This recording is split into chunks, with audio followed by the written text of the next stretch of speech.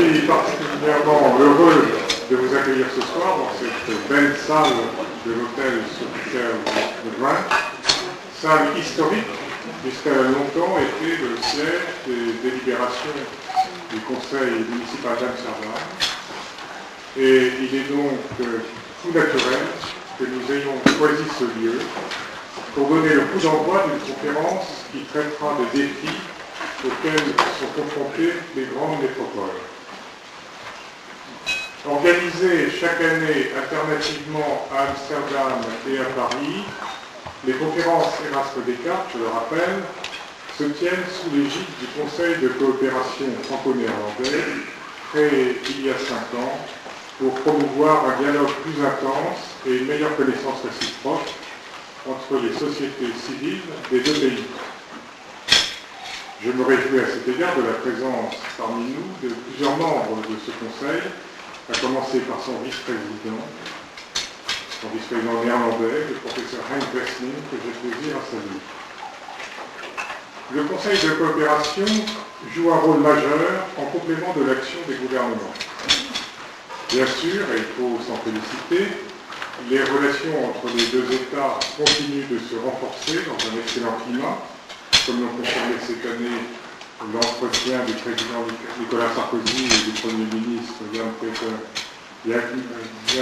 Balkenende à Versailles le 16 juin dernier, puis plus récemment la visite du Premier ministre français le 15 octobre, ainsi que de nombreux contacts ministériels ou parlementaires. Mais au-delà de ces relations officielles, il est essentiel de multiplier les rencontres entre professionnels de toute spécialité si l'on veut venir à bout des coriaces préjugés, toujours facteurs d'incompréhension qui subsistent de part et d'autre.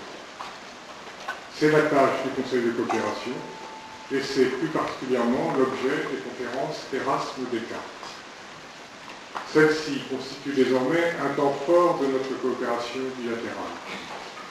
Répondant parfaitement à l'objectif qui leur était assigné, elles ont permis de faire progresser notre réflexion commune sur des enjeux majeurs pour nos sociétés, tels que la dialectique de la sécurité et de la liberté, la place de la cohérence et de la laïcité dans les politiques d'intégration, le défi économique de la culture, ou l'État et la demande sociale, pour reprendre les sujets abordés lors des 4 conférences précédentes.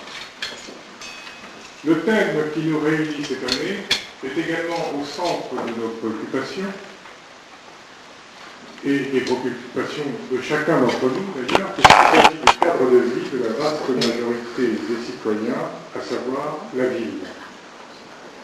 Dans notre partie du monde, où l'espace disponible se fait rare, où les menaces contre l'environnement se multiplient, où l'activité humaine fait courir des risques croissants à notre santé, au bien-être et à la survie des espèces, y compris à terme la nôtre, métropoles et mégalopoles ne peuvent plus poursuivre leur croissance de manière désordonnée, incontrôlée, sans prise en compte de l'ensemble des contraintes nouvelles qui s'imposent aujourd'hui à nous.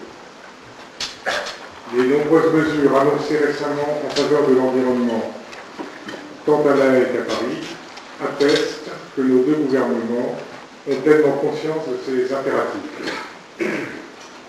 Il faut construire les villes à la campagne, car l'air y est plus pur, disait l'humoriste Alphonse Allais. Un siècle plus tard, le rêve d'un aménagement de l'espace intégrant harmonieusement monde urbain et monde rural est plus que jamais d'actualité. Le phénomène urbain se manifeste certes de manière différente en France et aux Pays-Bas. Chez nous, la région Île-de-France, avec ses 11 millions d'habitants, contribue pour près d'un tiers au produit intérieur brut, conserve une position dominante en dépit d'une politique active de décentralisation. Ici, le Randstad, qui compte plus de 7 millions d'habitants, soit près de la moitié de la population néerlandaise, est au contraire une région polycentrique regroupant les 4 plus grandes villes. Mais les défis sont largement analogues qu'il s'agisse de l'équilibre observé entre protection du patrimoine historique et édification du patrimoine de demain, qu'il s'agisse de la mixité sociale qui demeure insuffisante, de la construction de logements et de lieux de travail économes en énergie, ou encore de la mise en place de systèmes de transport respectueux de l'environnement. Les 4 ateliers qui se réuniront demain matin permettront, j'en suis convaincu, d'utiles échanges sur ces différents sujets, chaque pays pouvant bénéficier des acquis de l'autre. Mais cette confrontation des expériences et des projets ne doit pas s'arrêter demain après-midi à l'issue de la séance de clôture. Il est permis d'espérer au contraire que la réflexion commune ainsi engagée se poursuivra durablement à la faveur des contacts personnels noués durant cette conférence. C'est en tout cas le vœu que je forme avant de passer la parole à mon collègue et ami Urho Sibes, ambassadeur des Pays-Bas en France, qui a l'amabilité de présider avec moi ce dîner. Merci de votre attention.